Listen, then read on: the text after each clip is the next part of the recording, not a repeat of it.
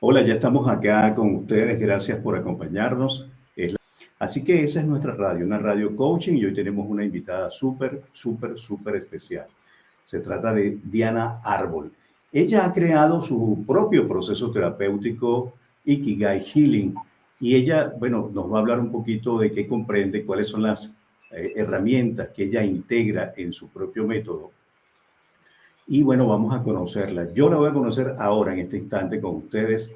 He sabido de ella, he conocido de ella porque sé de su trabajo, porque tenemos incluso alumnos en común y compañeros de vida en común y colegas.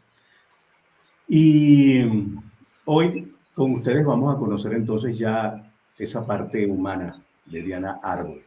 ¿Quién es Diana Árbol? Porque ella nos enseña sobre el propósito, nos enseña sobre la misión, y a veces confundimos propósito, misión, vocación.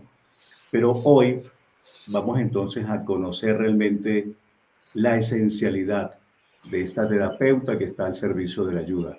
Diana, bienvenida a la Hellinger Radio. Un placer recibirte. Muchísimas gracias, Juan Carlos. Es todo un placer estar aquí y poder compartir un poquito más, ¿no? Que hemos comenzado a conocernos y voy a estar participando en vuestro evento fluvial. La verdad es que me siento muy emocionada de conocer un poquito más sobre las constelaciones fluviales porque me parecen fascinantes. Así que nos vamos a nutrir mucho mutuamente, creo yo. Muchas gracias. Gracias a ti. Bueno, cuando he visto tu página web, que está muy linda además, y con un contenido de muchísimo valor, he leído que desde pequeña te sentías un tanto distinta, un tanto diferente a lo que era tu entorno. Yo que tengo que preguntarte ahora, porque llevas un camino recorrido, ¿realmente hoy por hoy te sientes común o sigues sintiéndote distinta? No he dejado nunca de sentirme distinta, yo creo que cada vez más.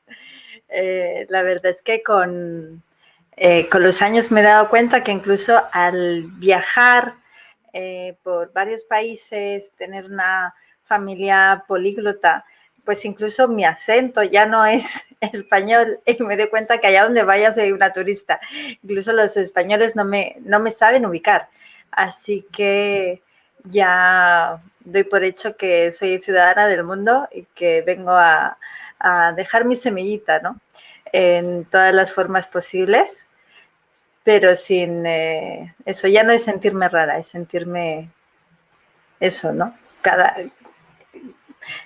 uno venimos a hacer lo nuestro y vengo a servir, básicamente sin etiquetas ni límites, sino Claro, siendo parte de, ¿no? claro, es sentir tu alma, es sentirte tú misma, ya en todo este proceso. Visionaria, no encajaba en la escuela, una infancia difícil. Bueno, como suele ocurrir con todas estas historias de los ayudadores, que ¿Verdad? no nos las pusieron fácil nunca, ¿no? Entonces, ha sido realmente un camino difícil que nos ha fortalecido y que nos ha llevado ahora a facilitar justamente la contribución, expandir la conciencia y colaborar, por supuesto. Ahora, cuando tú creas la metodología Ikigai Healing, ¿dónde la creas? ¿Cómo llega a ti? ¿Cuál es el país incluso que te sostiene, que te acompaña en consolidar esta herramienta? Es muy curiosa, es la primera vez que me hacen esa pregunta, porque todo nació a través del método árbol y de eso ya hace... Yo empecé mi despertar hace 17 años, viajando por la India, por aquí, por Tailandia, y empecé como profesora formándome en Reiki, hice la maestría, empecé a dar cursos, y luego esto me llevó ya a formarme en Feng Shui, en terapia regresiva, en registros akáshicos, en constelaciones familiares y biodescodificación. Entonces sentía que lo que me estaba pidiendo siempre el alma es, primero, poderme conectar con ella directamente y no tener intermediarios, saber qué es lo que el alma quiere y si puede ser el por qué está aquí, para qué, cómo puedo tener una relación más directa con ella. Entonces, cada herramienta que iba aprendiendo era para aprender el lenguaje del alma. Y además de formación oficial, soy traductora, entonces siempre me han encantado los idiomas. a día de hoy hablo 5, además del lenguaje del alma.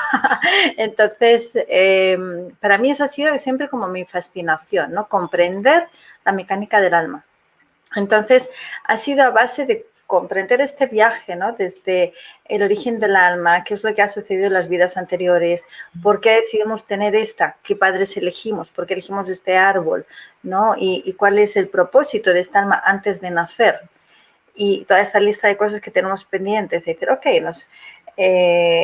elegimos a esta familia porque necesitamos a través de ella, pues, revivenciar lo que pasó en el pasado para poderlo sanar y así cumplir con nuestro propósito, ¿no? Que es servir, ¿no? Con nuestra mejor versión al mundo. Entonces, esta comprensión fue organizando mi método árbol.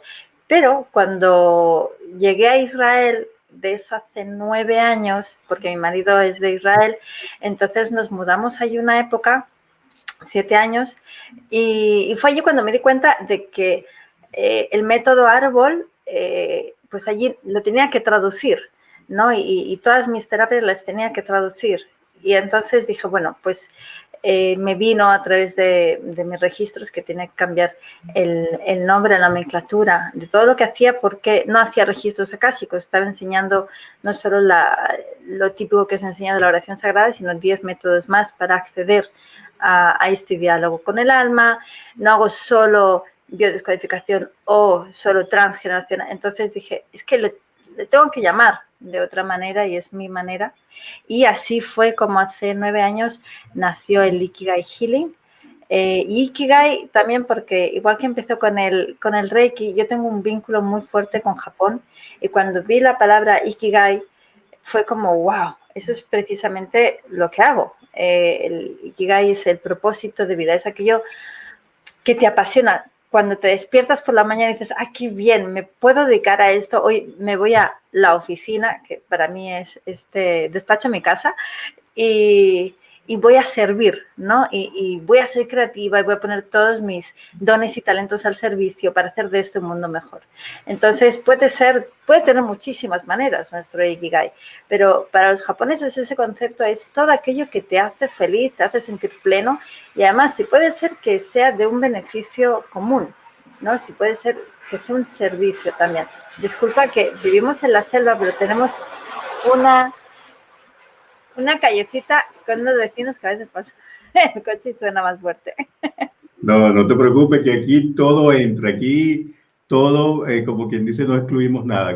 Cualquier experiencia auditiva, sea natural o artificial, bienvenida, es parte, claro que sí. Bueno, continuamos entonces con este concepto de Ikigai Healing, que está muy interesante, Diana. Estamos conversando con Diana Árbol, amigos de la Hellinger Radio, www.hellinger Radio, Sonidos de Conciencias, en esta entrevista a propósito de su participación en el Congreso Online de Consteladores Familiares y Talleristas Fluviales que se va a celebrar del 10 al 24 de noviembre. Diana, seguimos contigo. Pues muchas gracias. Pues entonces, nada, de ahí surgió de esta pasión, esta necesidad mía, ¿no? De comprender cómo funciona el alma y también como requerimiento, ¿no? Es decir, le tienes que poner un nombre porque es algo distinto que yo todavía no he encontrado en ningún sitio, que por eso sale esta nomenclatura y sale en Israel, que también tengo otro vínculo muy especial de vidas anteriores, de vidas presentes, que me conecta también con el idioma hebreo y la cultura hebrea. Entonces viene como una fusión, ¿no? Muy personal y a la vez muy global, porque siento que viene a unir muchas filosofías muy antiguas, es como una perspectiva que viene ya desde hace miles de años, que yo simplemente vengo a recopilar de mi manera y en mi servicio, ¿no? Que es ese acompañamiento desde los registros akáshicos para saber cuál es el motivo de que nuestra alma se ha encarnado, para qué es lo que dejó pendiente, cuál es su origen, cuál es su necesidad antes de nacer cómo se manifiesta eso a través de nuestra familia, qué es lo que tenemos que sanar. Y la última parte es la sanación, que yo, una de las herramientas para mí base que utilizo son las constelaciones familiares, que claro, desde Israel las estuve haciendo presencialmente, pero necesitaba traducir y me resultaba más complicado, entonces por eso convertí todos mis servicios solo a online y además me permite también viajar. Y por eso desde entonces prácticamente todo lo que hago es online, también las constelaciones, así que les tuve que reinventar para mí, porque yo solo estaba haciéndolas presenciales, grupales, individuales, pero siempre con la persona ahí. Entonces, gracias a este movimiento a Israel me permitió una vez más renacer y sentir que podía combinar la terapia regresiva, las constelaciones y otras técnicas que utilizo para adentrarnos en el tema de la sanación. Además de las técnicas que utilizamos en constelaciones, utilizo también el tapping, el MDR, el sonido binaural, para poder profundizar más, ir como en mucho menos tiempo a una sanación así más profunda, ¿ves? Eso es así como está hoy, pero siempre va en evolución, ¿no? Van entrando nuevas herramientas y van enriqueciendo esta técnica. ¿Qué has descubierto, Diana, de tu propia alma con esta conexión, con la regresión? Cuando hablas de vínculos con Israel, por ejemplo, yo quisiera preguntarte, ¿cuáles son estos vínculos? ¿Con un personaje de alguna época determinada? ¿Con la cultura de la zona? ¿Con su filosofía? ¿Cuántas identificaciones o descubrimientos de nosotros mismos tenemos derecho por lo menos a acceder en esta vida humana que tenemos en este instante, en el aquí y el ahora? Sería dos, tres. ¿Qué nos puedes hablar de esa vivencia? Bueno, para mí es importante que nos compartas un poquito ese aprendizaje que te ha dado todas estas herramientas a tu propia alma. Bueno, pues la verdad es que muchas. A través de la terapia regresiva he ido a muchas vidas anteriores. Me he visto en Japón, me he visto en la India y muchas veces me he visto en Israel. Cuando nosotros por primera vez fuimos a Israel, mi marido, entonces mi novio, me hizo un recorrido por los sitios así más conocidos y estaba yo en Jerusalén y todavía me vienen esas imágenes como de Jerusalén totalmente vacío y muy antiguo y como si yo estuviera ahí, como si fueran postales. No es algo que yo he visto en esta vida, ¿no? Pero es algo que siempre me viene. Y he visto también a mi marido y a mí vestidos de la época desde hace 2000 años. Que yo haya sido un personaje o no, es algo que mi ego se resiste a creer porque... Ay, se le ha caído a Diana. Ay, Dios mío. ¿Qué hago aquí? Hago pausa y después edito, ¿verdad? Sí. Que ella vuelva a entrar entonces y yo edito. ¿Qué minuto es este? No veo aquí la...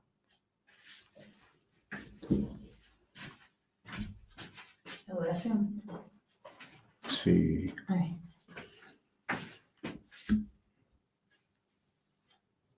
14. Minuto 14.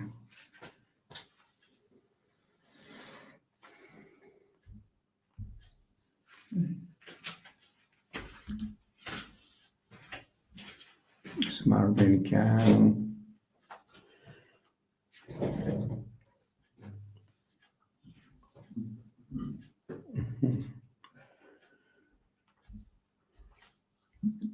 Se cayó tu internet, Diana, porque te perdí.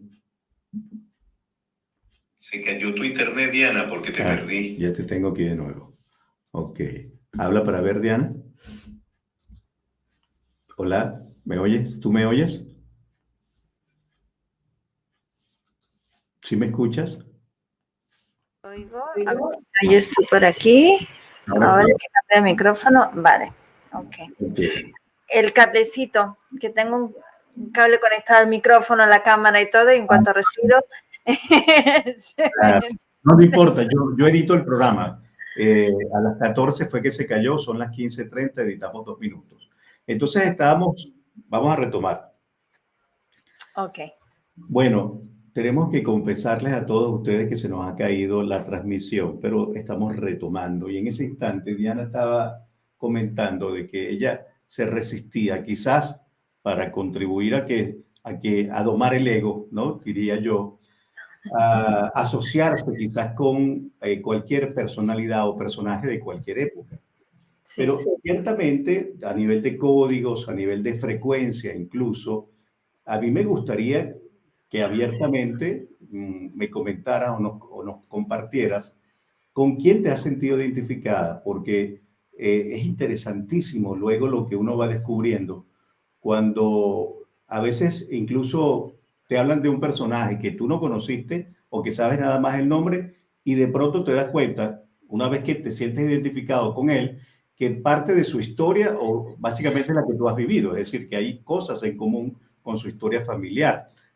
¿Qué tipo de experiencia nos podrías compartir en este sentido? Deepak Chopra habla de átomos. En el agua conocemos esto como sistema de códigos universales. ¿Qué nos podría compartir Diana Árbol en esta entrevista? Pues me encantaría que me explicaras más sobre estos códigos universales. Yo personalmente os puedo decir que sí siento que he estado en la época, no sé, sí, caminando con Jesús, antes o después, pero toda esa época y su filosofía y también la de María, su compañera, siempre me ha resonado muchísimo. Además estuve en Magdala, que es de donde viene María Magdalena, que Magdalena significa María de Magdala, y antiguamente, pues igual que Jesús de Nazaret, ella es María de Magdala, y cuando estuve en Magdala, justo antes de venirnos a Tailandia, el icono de Magdala es la flor de la vida, no la flor, la semilla de la vida, ¿ok? Que es como el primer centro, ¿no? De la flor de la vida, y ese es mi logo, ese es mi icono de siempre, ¿no? Con el que siempre me he identificado muchísimo. Y resulta que antes de la estrella de David, este era el logo de los hebreos. Era el icono más sagrado para ellos, era la semilla de la vida. Entonces me compré el simbolito que estaba en madreperla, en nácar, y me lo colgué, me lo hice hacer especialmente en macramé por una amiga, porque sentía que necesitaba llevarlo, y es que además eso no es que es mi logo, y es como mi estampa. Y además, curiosamente, mi marido se parece, no solo porque sea israelí, pero se parece el típico cuando estábamos viajando por México y por Latinoamérica, que parece Jesús. Ahora ya se ha cortado el pelo, bueno, pero antes llevaba el pelo largo, la barba y es así, ¿no? Como a veces nos identificaban con ellos. Y a mí me parecen curiosidades, y como decía, ¿no? Mi ego se resiste a querer identificarse con nadie famoso, aunque me inspiran muchísimo y resueno muchísimo con el mensaje de los dos. Sin duda, para mí son dos iconos muy, muy inspiradores para mi vida y para la de muchos. Creo que su mensaje está muy vivo hoy en día y que se tiene que hacer llegar. Pero claro, como muchas veces lo relacionamos con la religión y con la manipulación de la información, hay esa parte de mí que quiere resistirse y no poner nombres, ¿no? No poner nombres de si yo me he encarnado en su época, o he sido seguidora, o estudiante, o esenia, ¿no? También los esenios y su filosofía me resuena muchísimo, ¿no? Yo he aprendido hebreo con una facilidad que con 40 años y 2 embarazos, que llegué embarazada y también nuestro tercer hijo lo tuve allí mientras aprendía hebreo, no es muy normal.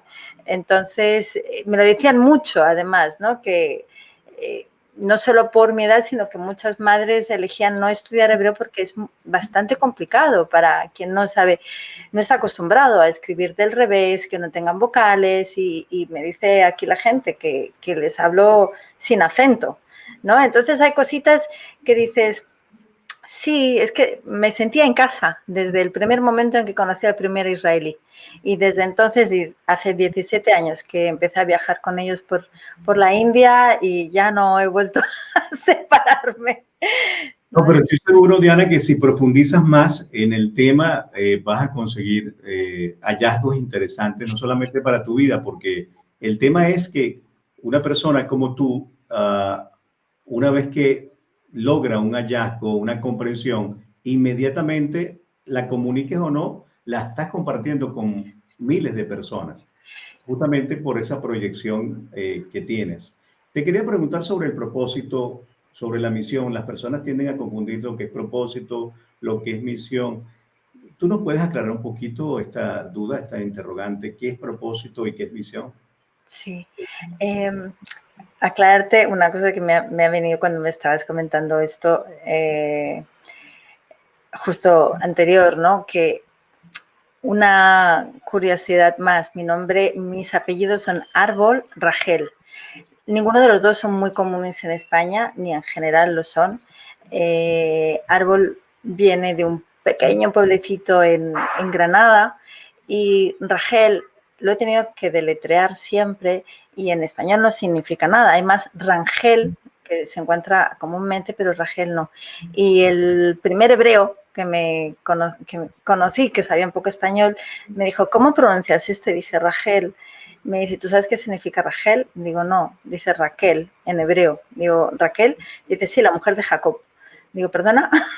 Entonces, también me leí la historia de Ragel y de su sobrina Dinah, que también es un nombre muy parecido al mío, y sus historias me resuenan mucho. Las dos eran midwives, comadronas, y yo he parido siempre en casa y soy muy de nacimientos naturales, así que te podría hablar mucho sobre esas conexiones que yo he ido viendo, porque es algo que también promuevo mucho en la información que comparto, ¿no? Que miremos cuál es nuestro nombre y qué cosas nos resuenan, que nos van sonando así en nuestra alma, porque son confirmaciones de que tenemos alguna vida pasada por ahí, todo eso, pero como decía, ¿no? Un poco así como separándolo del ego de yo he sido Napoleón o Cleopatra, porque todos lo hemos sido famosos en vidas anteriores, ¿no? Claro. Pero incluso, Diana, desde esa dualidad o desde la Trinidad que todos conformamos, bueno, puede haber un Napoleón que te ayuda a quedarte en la vida, o puede haber un Napoleón que te dice, yo te ayudo más bien a sacarte de la vida. Eso ocurre, eso ocurre. Entonces, es muy interesante este tema y me encanta que lo hayas podido compartir con nosotros. Creo que esta información llena este espacio de comunicación. Esa información que tú nos has compartido realmente energéticamente es muy valiosa. Bueno, vayamos al propósito y a la misión, Diana. Ayúdanos allí, por favor. Para mí es una muy buena pregunta porque he leído muchísimas definiciones. Igual que pasa con el alma, el espíritu, el ser superior. Y yo no sé si es porque me gustan tanto las lenguas y me gusta tanto salir de las etiquetas y de las definiciones que un poco me resisto a definir algo de una sola manera. Y me voy a explicar. Cuando yo estoy explicando lo que es el propósito de vida y lo asocio a el Ikigai, para un japonés el Ikigai es aquello que le hace feliz, le motiva despertarse por la mañana y decir, qué bueno, me voy a dedicar a esto hoy. Pero hoy que tengo 30 años puede ser porque soy emprendedor en mi propia empresa y cuando tengo 60 es dedicarme a mis nietos. Entonces siempre es un Ikigai que no es profesional, son eso que nos da la vida y a lo mejor cuando tengo 40 es subirme en esa montaña y decir lo he conseguido, ¿no? Y tengo varios Ikigais durante la semana, durante la vida. Entonces, yo he tratado de simplificarlo y mi comprensión de lo que es el propósito es desde lo que yo estoy comprendiendo ahora, porque también es un concepto evolutivo, un concepto que voy explorando.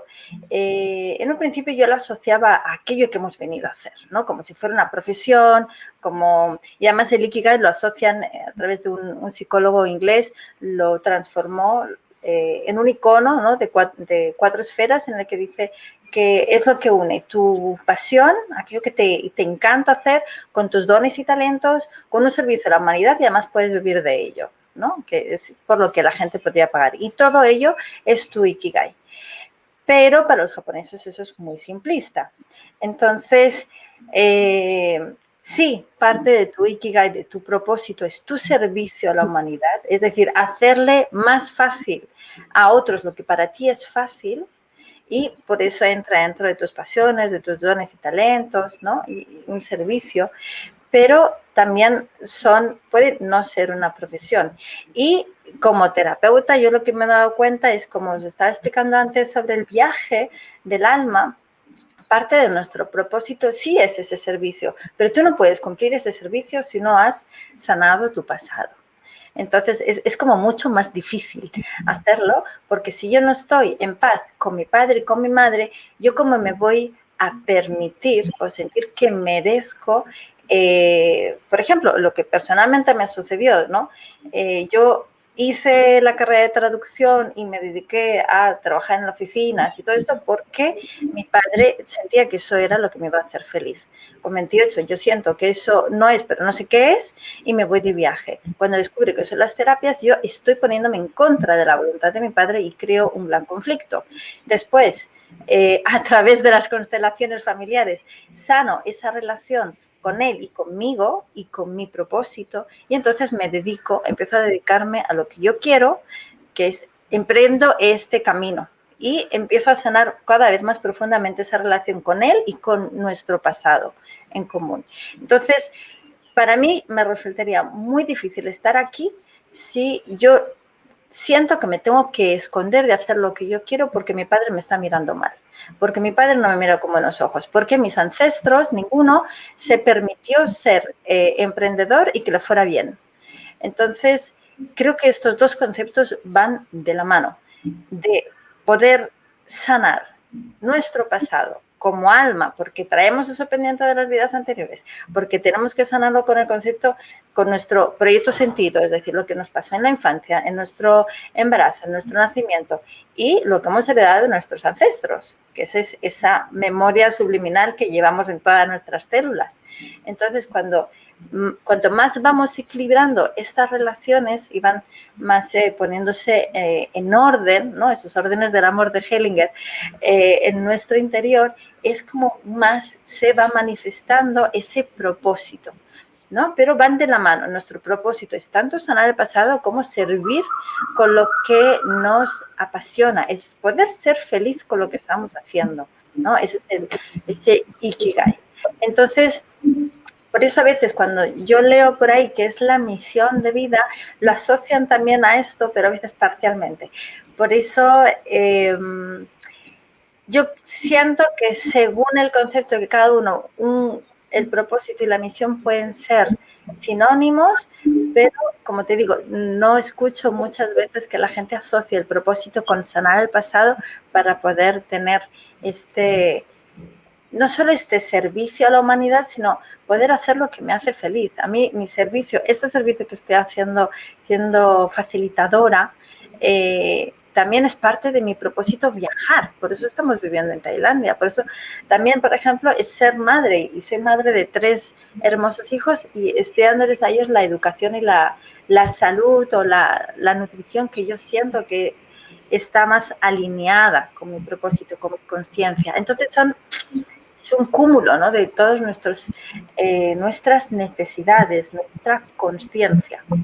Y como eso se manifiesta en alineación con nuestra alma, ¿no? Con lo que realmente son nuestros valores, ¿no? Entonces, no sé si te he respondido la pregunta, todavía lo he liado más. Claro, pero fíjate que en común tenemos, y creo que lo he observado en muchas personas, que desde el punto de vista de la profesión, del oficio, he conocido gente que le gustan los avioncitos desde niño y se pone a armar avioncitos, sí. Y luego son pilotos, ingenieros aeronáuticos porque tenían claro por lo menos el tema profesional.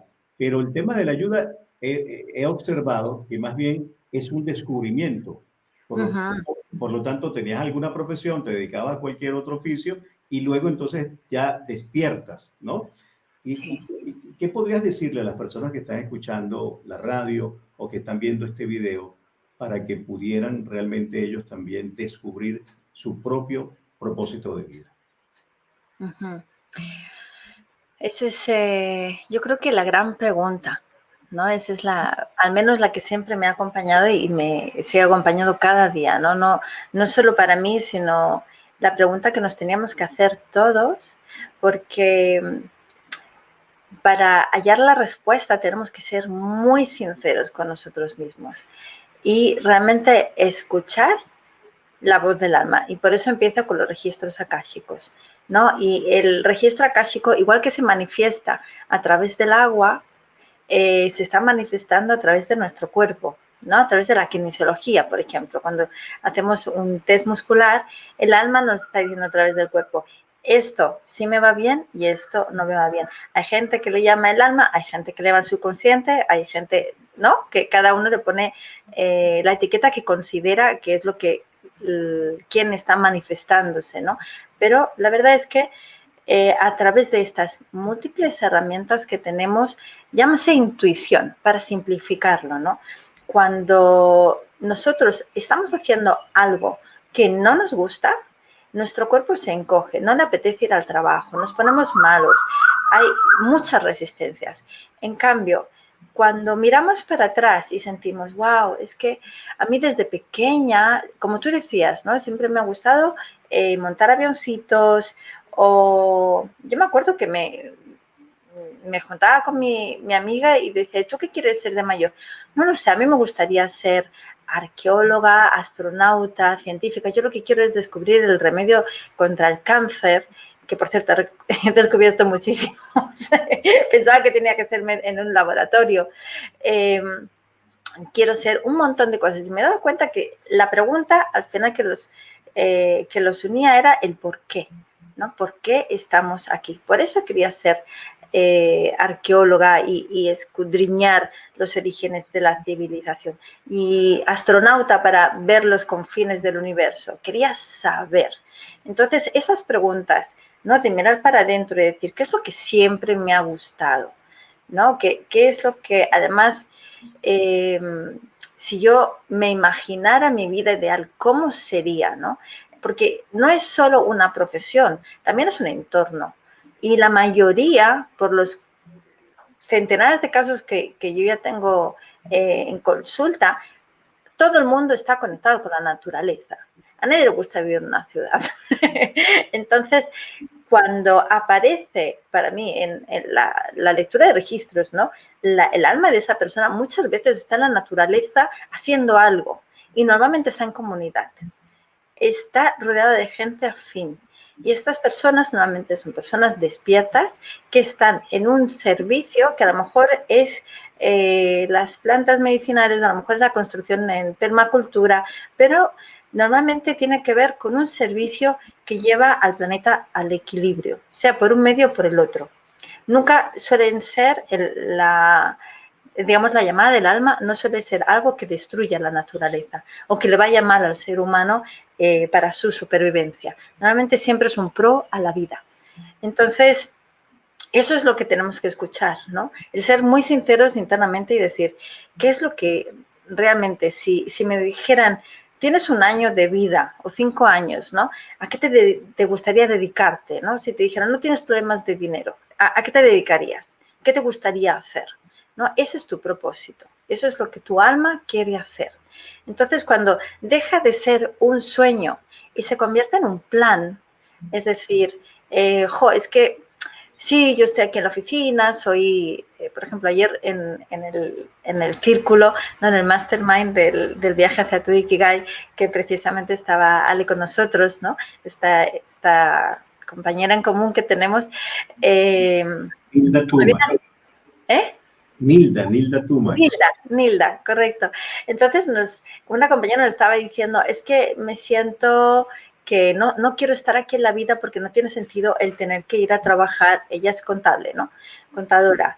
Y su vida no tenía sentido. Entonces nosotras pues le decíamos, claro, es que tu alma no quiere seguir viviendo esa vida. No es que quiera morir, es que no quiere seguir viviendo esa vida. Entonces, la cuestión es, ok, no quiero esta vida, pero ¿qué vida sí quiero? Y esa es una pregunta que nos debemos preguntar siempre, porque en cuanto lo hacemos y le damos espacio, ¿no? a esa pregunta decimos, ok, ¿cuántos aspectos tiene mi vida? ¿Es en este lugar? ¿Dónde sería? ¿Es en este país? ¿Es en otro tipo de clima? ¿Es con qué tipo de gente alrededor? ¿Y qué me gustaría estar haciendo? ¿Qué actividades me gusta hacer? Muchas veces, como tú dices, nos encontramos y nos sorprendemos que nos gustaría ayudar a la gente, pero es que ese es el propósito humano, igual que es el propósito de una célula, de un hongo, es convivir en solidaridad para ser de provecho, de ayuda para la comunidad. Por eso es muy normal dedicarnos al servicio terapéutico y al acompañamiento. Entonces, cuando despertamos, muchas veces nos damos cuenta que todas esas herramientas que han utilizado con nosotros, ¿no? que hemos utilizado en el camino para despertar, nos interesan tanto que las aprendemos y luego a veces no nos damos cuenta que en realidad nos gustaría dedicarnos a poder facilitarlas como nos han ayudado a nosotros. Por eso acabamos en este camino terapéutico, pero es fantástico porque se necesita. Entonces, la cuestión es atrevernos a, ¿no? Y por eso no nos atrevemos porque necesitamos liberar nuestro pasado de esas cargas de no merecimiento, de los conflictos y de lo que sucedió. Y para eso están las constelaciones. Sí, Diana, y fíjate que a nivel de constelaciones justamente hay dinámicas que tienen mayor peso, ¿no? Como las dinámicas de vida y de muerte, es decir, suicidios, asesinatos, destinos difíciles. Dentro de tu experiencia, con tu metodología, yo presumo, no sé, por no decir adivinar, o me imagino, mejor dicho, que el tema del suicidio, por ejemplo, en un tema de regresión o de los registros akáshicos, debe ser algo como que muy repetitivo en vidas anteriores, en cuerpos anteriores. Por lo menos así lo he observado yo. Es decir, que la persona viene de 6, 8 intentos de suicidio o de suicidios y luego llega con la misma dinámica. ¿Qué te ha revelado toda tu metodología con relación a estos temas? Normalmente esto viene a honrar temas no resueltos también en ancestros. Digamos, se puede ver en nuestros ancestros, en nuestro árbol genealógico, porque ya se repitió en nosotros en las vidas anteriores, ¿no? Y es como bien dices, esa dinámica de ir hacia la muerte, porque hay un tema no resuelto. Y hay un tema no resuelto que a lo mejor es, por ejemplo, un tema que me atañe muy cercano, ¿no? Voy a explicar el tema para ser así muy, muy concreta. El hermano mayor de mi marido falleció en Israel en la guerra con el Líbano cuando tenía 21 años. Entonces, quien se queda aquí en la vida es para él muy pesado poder seguir la vida si no honra esa muerte dándole las gracias. Entonces, hay una resistencia de estar ahí, ¿no? De realmente decir, bueno, gracias, ¿no? Porque mi familia se destruyó en el momento en que mi hermano falleció porque mis padres se divorciaron y me quedé solo. Entonces, esa resistencia es esa mirada hacia la muerte que tienen los cuatro, tanto el que falleció como los otros que se han quedado en la vida. Entonces, no tiene por qué ser un suicidio, sino una mirada hacia la muerte, ¿no? Una atracción muy grande porque no se ha hecho ese ejercicio de perdón, de agradecimiento, de soltar, ¿no? De decir, bueno, ok, tú lo hiciste por nosotros. ¿Por qué? Porque habían otros soldados antes que habían fallecido y no se les había agradecido. Precisamente un tío al que nadie había ido, se sabe de él, pero nadie ha ido a honrarlo, ¿no? Y eso es estudiando yo el árbol genealógico de mi marido que me di cuenta, ¿no? Y le dije a su padre y a su tío, fíjate que aquí hay un héroe que no ha sido honrado. Entonces hay muchos héroes así, ¿no? Muchas personas que fallecieron y su muerte no ha sido, son los excluidos, ¿no? Y como no ha sido vista, no ha sido hecho el duelo adecuadamente, los que se quedan en vida los miran para que puedan salir a la luz. Y hasta que no hacemos ese proceso, que como decía, está mirando hacia el pasado, para poder soltar eso no podemos mirar hacia la vida. Entonces es crucial, ¿no? El poder estar, darnos cuenta, ¿no? Y decir, ok, pues honro esa vida, fuera quien fuera, que precisamente esta semana constelé porque le preguntaba yo a mi maestra, ¿no? Digo, ¿cómo es que está sucediendo esto en mi casa? Y entonces descubrimos que en mi propio árbol hay un secreto de un héroe así. Entonces hice yo ese mismo movimiento para poderlo honrar. Porque digo, si yo soy siempre como muy activa, ¿no? Y tengo este espíritu como de heroína. Y dice, claro, porque tú estás representando a esa heroína y él está representando al que se queda en la muerte, ¿no? El que se queda en vida, pero con la mirada hacia la muerte. Entonces también nos vamos encarnando en parejas, ¿no? Como uno es el que más está mirando hacia un lado y el otro hacia el otro, ¿no? Para que podamos soltar, ¿no? Y hacer las paces con el pasado y caminar juntos. Así es como lo que he ido descubriendo yo, pero seguro que también tienes esa dinámica, ¿no? Muy, muy activa en tus constelaciones. Así es, Diana. Bueno, amigos de la Helinger Radio, estamos conversando con Diana Árbol y en la conversación surge la palabra cáncer, ¿no? Ella menciona el cáncer. Y yo aprovecho entonces para hacer un comentario, ya que surge, lo integro y lo involucro en esta entrevista como tema. He observado, Diana, que en los hospitales hay muchas enfermedades primarias que realmente son las causantes de fallecimientos, pero que algunas no son detectadas. Por ejemplo, en épocas anteriores el cáncer, la gente se moría de cáncer y no sabía que moría de cáncer. Claro. Y ahora hay muchas enfermedades como el cáncer que no son realmente diagnosticadas de manera oficial y luego el cuerpo se va deteriorando y van a decir que te moriste por un paro respiratorio o por un tema pulmonar o te falló el corazón y te moriste del corazón. Y eso es lo que se va a reflejar ahí en el reporte oficial clínico. Por lo tanto, queda nuevamente excluido la enfermedad primaria o el cáncer en este sentido.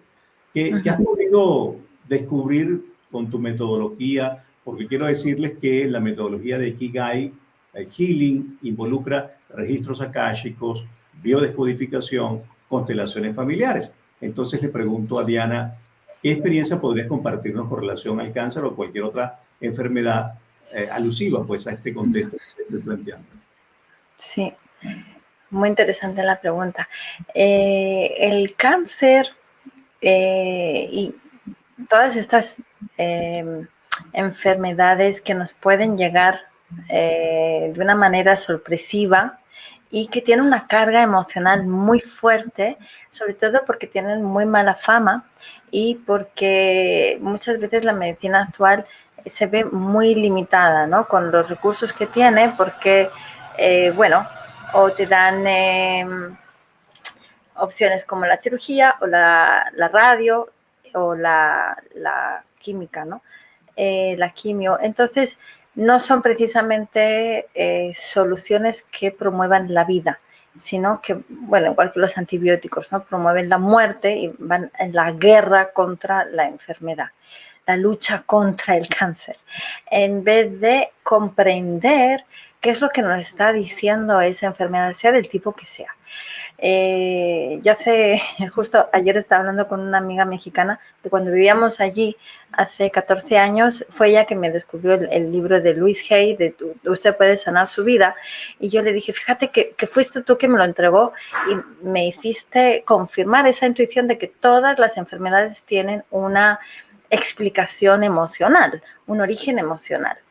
Y más tarde yo aprendí biodescodificación porque era la primera vez que escuchaba que alguien lo había estudiado y lo estaba enseñando como cada una de esas enfermedades, qué significado tiene. Y básicamente todos los días lo que nos están hablando era de bioquímica, de cómo funciona el cuerpo humano desde la etapa embrionaria y cómo cada uno de las partes del cuerpo humano está relacionada con nuestra evolución, con un momento de nuestro embarazo, cómo nuestra madre se sentía en el momento de nuestra concepción, cómo pasó el embarazo, si se sentía acompañada, si no, se sentía atacada por la suegra, si no tenían un hogar, que estaban en casa de o no tenían, si su marido tenía o no dinero, o la miraba o no la miraba.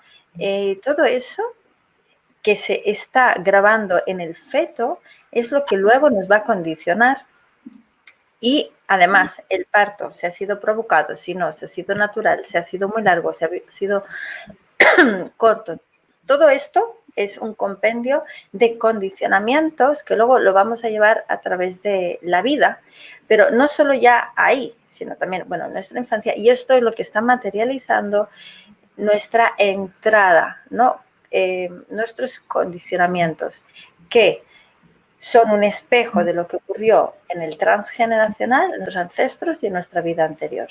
Entonces, como va sucediendo en nuestra infancia, es como nos va marcando esas creencias limitantes, ¿no? Entonces, si yo nazco en una familia en la que no me ven porque soy la última y a mí me llegan los restos, pero mi mamá y mi papá me hacen caso en todo el día, yo no voy a sentirme merecedora.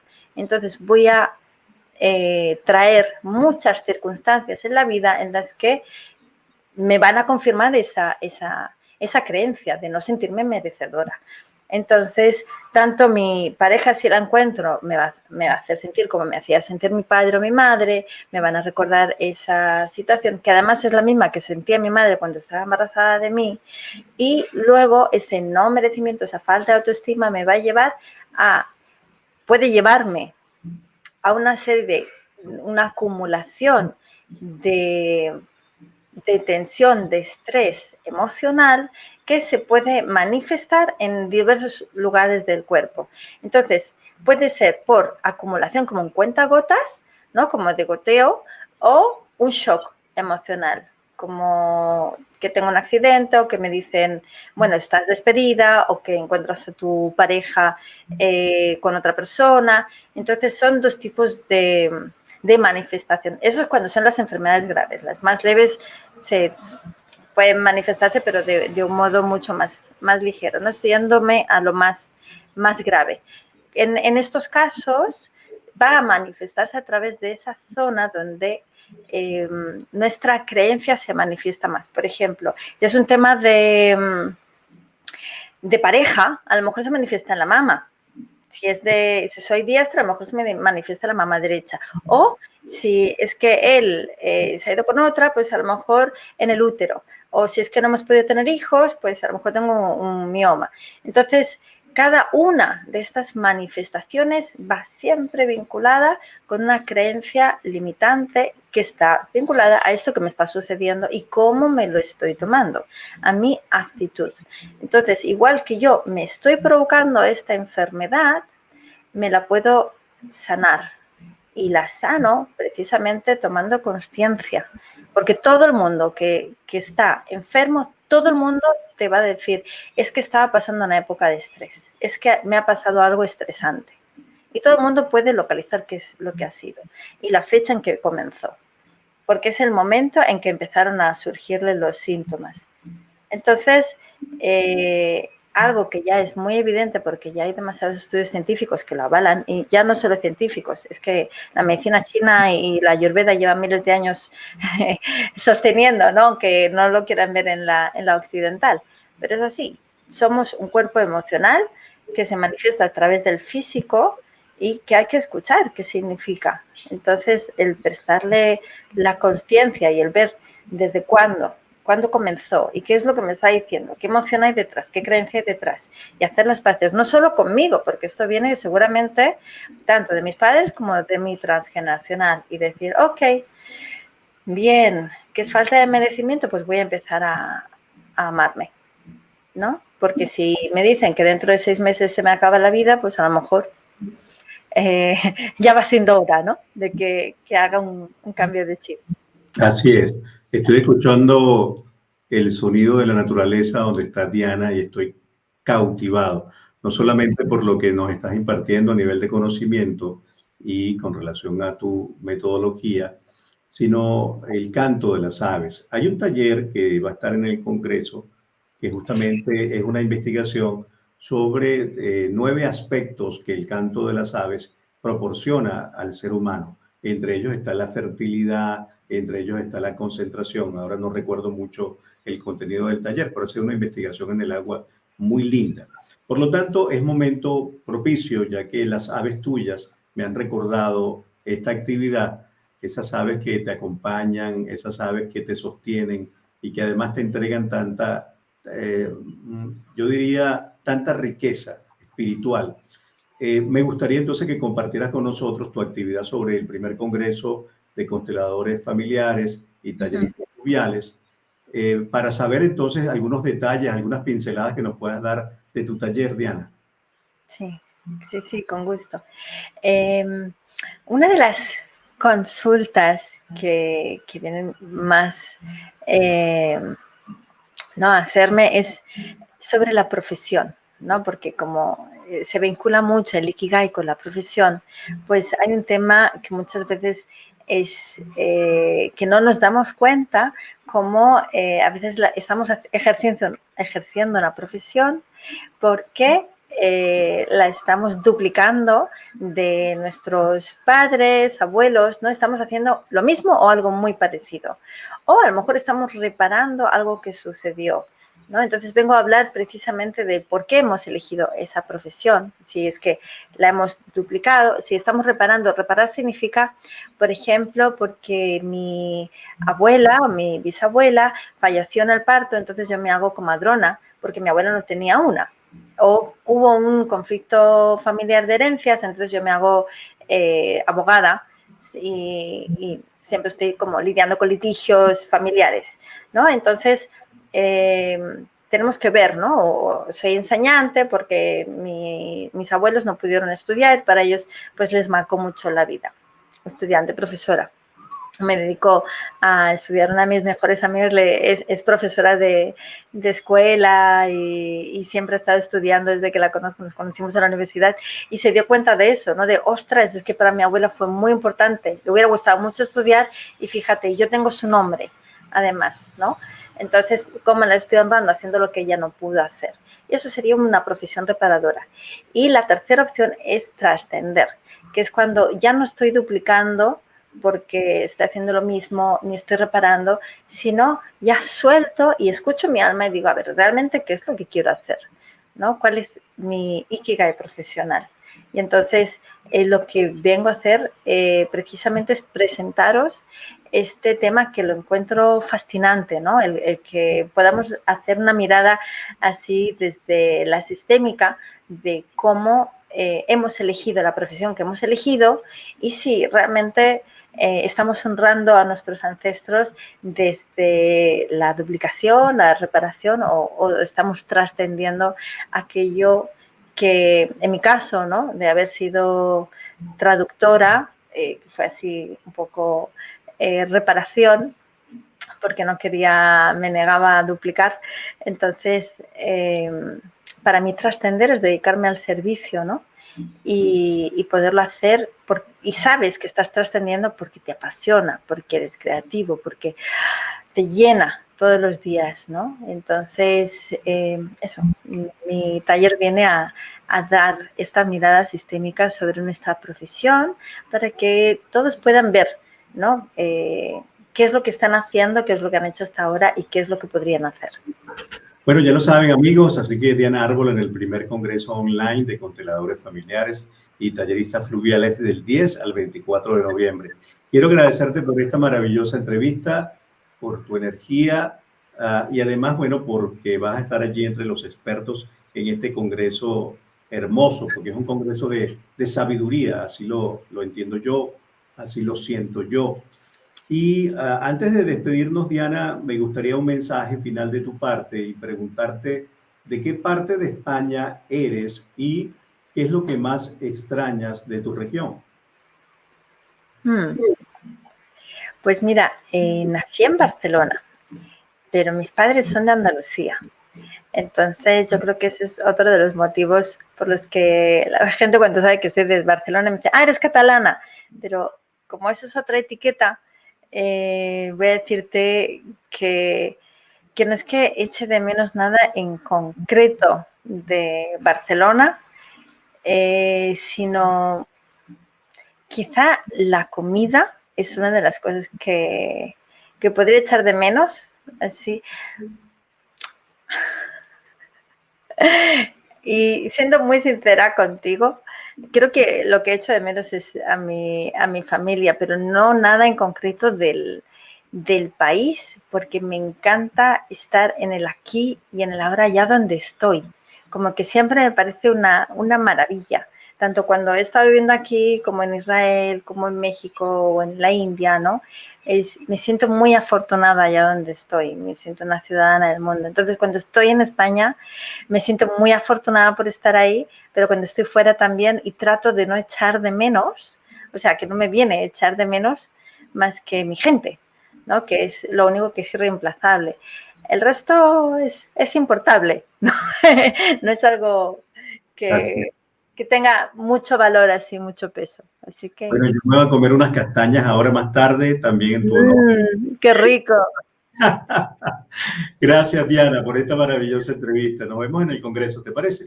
Sí, Juan Carlos, sí, de verdad, va a ser un honor poder participar. Muchísimas gracias.